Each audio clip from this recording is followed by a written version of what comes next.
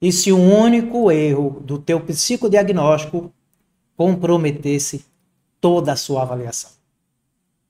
Você já imaginou o impacto disso para a vida do teu paciente? Erro de um diagnóstico psicológico? Infelizmente, isso acontece com mais frequência do que nós gostaríamos. Não é à toa que dentro do sistema Conselhos de Psicologia, a má realização, a má fundamentação de avaliações psicológicas está entre as principais causas de denúncias éticas contra profissionais de psicologia.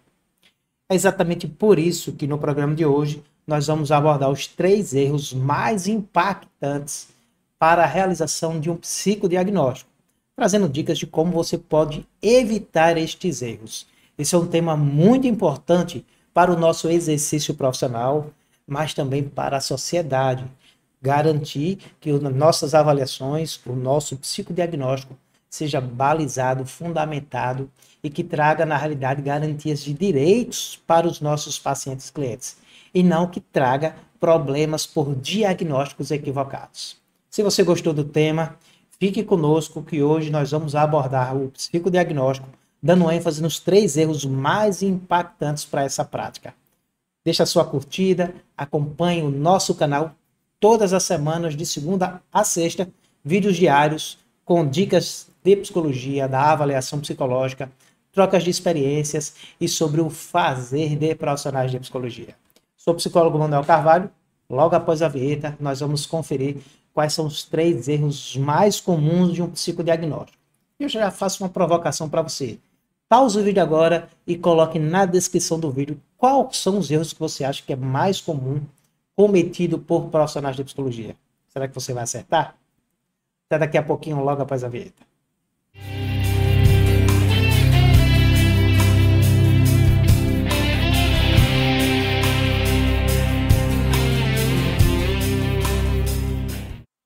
Muito bem, hoje então nós iremos abordar os 3 erros mais impactantes de um processo de psicodiagnóstico e algumas dicas de como você pode evitar estes erros. Um ponto interessante para a gente começar é fazer uma breve distinção, a gente já tem outros programas aqui sobre isso, sobre o que é um psicodiagnóstico e uma avaliação psicológica. Cabe lembrar que as atuais normas do Conselho Federal de Psicologia, a cartilha de avaliação, as resoluções, você não vai encontrar o termo psicodiagnóstico. Atualmente, o sistema Conselho entende que, pelo menos do ponto de vista conceitual, o psicodiagnóstico é uma avaliação psicológica. Mas a gente tem já alguns programas aqui, vai aparecer até aqui no card para você, onde a gente procura fazer, pelo menos do ponto de vista conceitual, conforme outros teóricos, a distinção entre um psicodiagnóstico e a avaliação psicológica, pelo menos as diferenças mais importantes. Mas eu quero destacar que alguns autores, como Cunha, como Arseno, defendem que o psicodiagnóstico é uma prática de avaliação psicológica clínica com utilização de testes psicológicos. Nem toda avaliação psicológica clínica utiliza esses testes. Esses teóricos defendem que a principal diferença seria a utilização de testes com objetivos de diagnósticos psicológicos. Outros autores têm um certo entendimento diferente, como, por exemplo, Claudio Simon Rutz, Bandeiras e o próprio Krug, que defende que tanto o psicodiagnóstico quanto a avaliação psicológica pode ter ou não a utilização de testes psicológicos. Eu vou trazer aqui um conceito, pelo menos um entendimento, que eu gosto, que eu abraço mais do ponto de vista de entendimento do que é um psicodiagnóstico. Para mim, o psicodiagnóstico é um processo de avaliação psicológica com fins clínicos, objetivos clínicos. Não estou falando necessariamente que é utilizado só na clínica, no consultório, mas que tem como objetivo a prática de uma avaliação clínica com fins de diagnósticos psicológicos, seja esse de transtornos nosológicos, como, por exemplo, utilização de CID, de DSM, seja para avaliar a dinâmica do indivíduo, o perfil, a dinâmica da personalidade. Nem toda avaliação psicológica clínica visa um diagnóstico. Pode ser avaliações apenas de classificações, de aptidão, de problemas, de transtornos de aprendizagem. Já o psicodiagnóstico, ele procura compreender de uma forma mais ampla possível quem é aquela pessoa que está ali, né, na nossa frente, quais são suas queixas, quais são suas dores, quais são as suas funcionalidades e disfuncionalidades, com fins de um diagnóstico psicológico. Então, nós vamos trabalhar nesse sentido. Lembrando que hoje, atualmente, dentro das normativas, das cartilhas de avaliação do Conselho Federal de Psicologia, você não vai encontrar mais o termo psicodiagnóstico, mas sim avaliação psicológica. Feita essa breve introdução, nós vamos agora conferir quais são os 3 erros mais impactantes para a realização de um psicodiagnóstico. Será que você sabe quais são esses 3 erros? Agora nós vamos começar com o primeiro erro mais impactante para a realização de um psicodiagnóstico, o que pode sim gerar erros e equívocos de um diagnóstico psicológico. Será que você sabe qual é esse erro?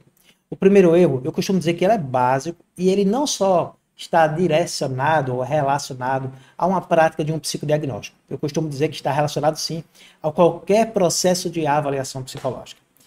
E é exatamente o erro de não identificar qual é a finalidade daquela intervenção ou daquela investigação que você está fazendo.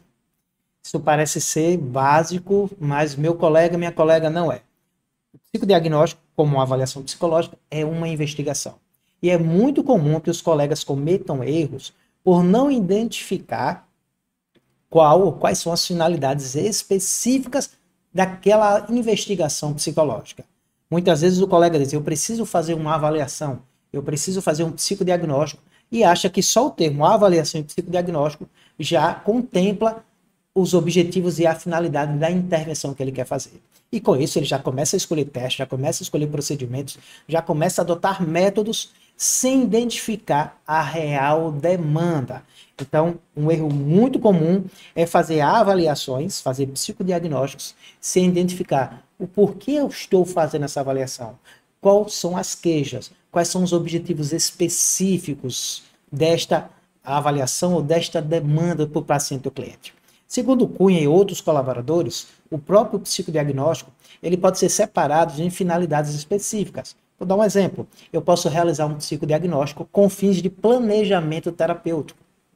Eu posso adotar um processo de psicodiagnóstico para classificações nosológicas, avaliar se aquele meu paciente ou cliente tem um transtorno psicológico. Eu posso realizar processos de psicodiagnósticos para o chamado diagnósticos diferenciais. Olha que interessante. Meu cliente, meu paciente pode apresentar queixas, quadros, né, de uma determinada patologia, de um determinado quadro psicológico, mas eu preciso diferenciar se aqueles sintomas, se aqueles sinais, se aqueles quadros são compatíveis a uma doença X ou uma doença Y. Outro ponto muito importante, comum na realização de um diagnóstico ou de um psicodiagnóstico, é o psicodiagnóstico dinâmico, entender dinamicamente como a personalidade do indivíduo funciona. Diz respeito aos recursos, né, que nós chamamos funcionais ou disfuncionais, adaptativos ou desadaptativos. Então, meu colega, minha colega, um dos erros mais impactantes e que já interfere em todo o processo do psicodiagnóstico é: o psicólogo precisa parar, precisa analisar quais são os objetivos, quais são as finalidades, qual é a demanda mais importante e aquelas que precisam também, podemos dizer assim, auxiliares, demandas auxiliares, para responder naquele psicodiagnóstico. Esse é um passo fundamental para você não cometer esse erro tão comum, tão impactante e que acaba gerando processos éticos contra profissionais de psicologia. Nós vamos agora para o segundo erro mais impactante de um processo do psicodiagnóstico. Essa será que você acerta? Segundo erro mais comum de um processo de psicodiagnóstico é a escolha inadequada dos procedimentos, dos instrumentos e dos métodos de investigação. É claro que esse erro pode ser impactado pelo erro 1. Se eu não identifico adequadamente quais são os objetivos e as finalidades do meu psicodiagnóstico, consequentemente, eu vou escolher métodos e técnicas que não vão atender o real objetivo da avaliação do meu cliente, do meu paciente. Mas vamos entender que você assistiu o vídeo, compreendeu que precisa identificar os objetivos e finalidades e a demanda daquele teu paciente. E aí esse erro 1 você não comete. Mas sabe qual é o segundo erro? É na hora de escolher quais instrumentos, quais métodos e técnicas são mais adequados ou mais adequadas para aquela demanda que você precisa investigar, para aquele paciente. é muito comum que os colegas cometam falhas e erros. E esses erros vão desde desconhecimento de métodos e instrumentos para a investigação específica daquela demanda, erros estão muito relacionados ao, podemos dizer assim, a bateria, o protocolo de avaliação que o psicólogo e a psicóloga já têm comumente. Então é comum, às vezes, o colega, ele precisa fazer uma avaliação e ele tenta adaptar a avaliação, a demanda, as finalidades, ao protocolo de avaliação que ele tem. Esse é um erro muito comum. Ou muitas vezes, outro erro bem comum que gera esse segundo erro impactante é a psicóloga ou psicólogo basicamente se confiar na utilização só dos testes psicológicos. Confunde a avaliação psicológica, no nosso caso aqui do psicodiagnóstico, com a aplicação de testes. Então, entende qual é a finalidade, entende qual é a demanda, mas não compreende que para atingir, né, aquela finalidade, aquela demanda, precisa ir muito mais além do que apenas aplicar testes psicológicos. E minha colega, meu colega, isso tem gerado muitos problemas, intervenções e avaliações psicológicas, e sim, gerado diagnósticos equivocados.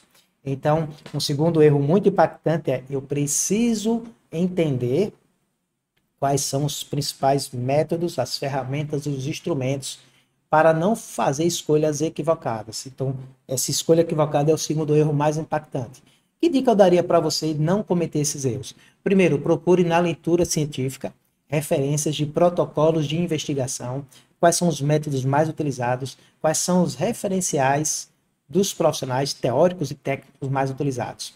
Procure supervisão, procure conversar, ter uma supervisão, uma orientação de um profissional que já atenda aquela demanda, que já tem experiência, que possa te orientar sobre as escolhas, não só dos testes, tá? Mas dos métodos, das técnicas e também dos referenciais teóricos e técnicos.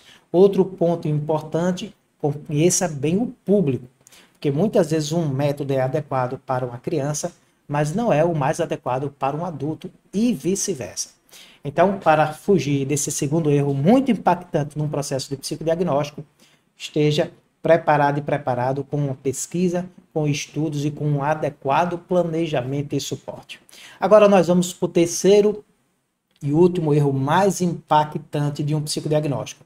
E este eu deixei por último, porque ele com certeza é um dos mais traz dificuldades para psicólogas e psicólogos na realização de um psicodiagnóstico.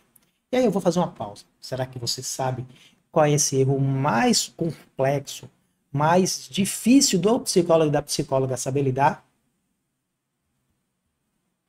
Descobriu? Vamos descobrir agora.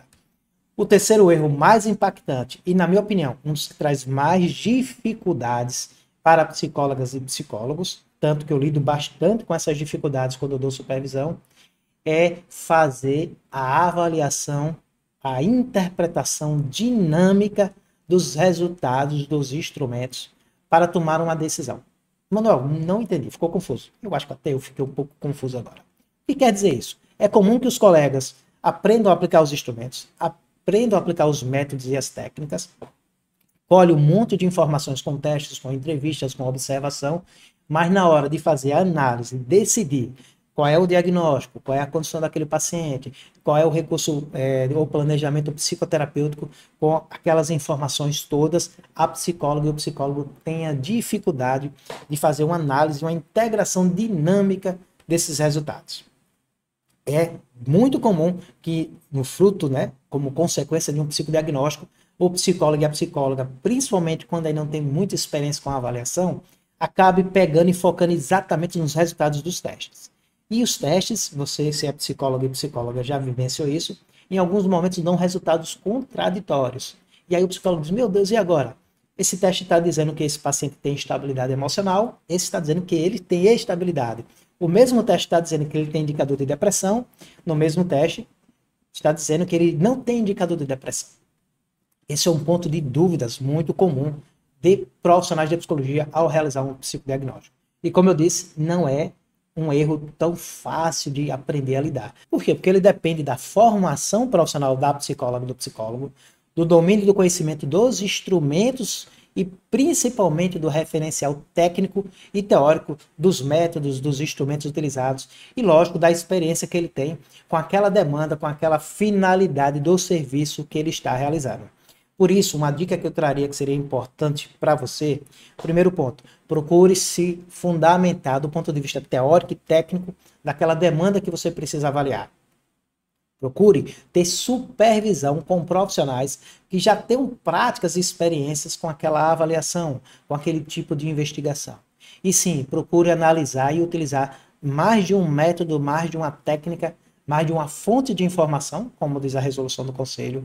Não só entrevistas, não só testes, procure observação, procure fazer contatos e levantamento de informações com terceiros, a depender, lógico, da finalidade do psicodiagnóstico. Por fim, uma dica que eu traria que seria interessante para essa interpretação é qual a finalidade do psicodiagnóstico. Porque uma interpretação de um psicodiagnóstico como uma classificação simples, como um diagnóstico diferencial, de um ponto de vista de interpretação, traz um menor requisito de domínio e conhecimento da psicóloga ou do psicólogo do que, por exemplo, um psicodiagnóstico que foca numa avaliação psicodinâmica da personalidade. Ambos têm as suas complexidades, mas algumas classificações, algumas finalidades do psicodiagnóstico vai exigir muito mais fundamentação, conhecimento e domínio técnico da psicóloga, do psicólogo.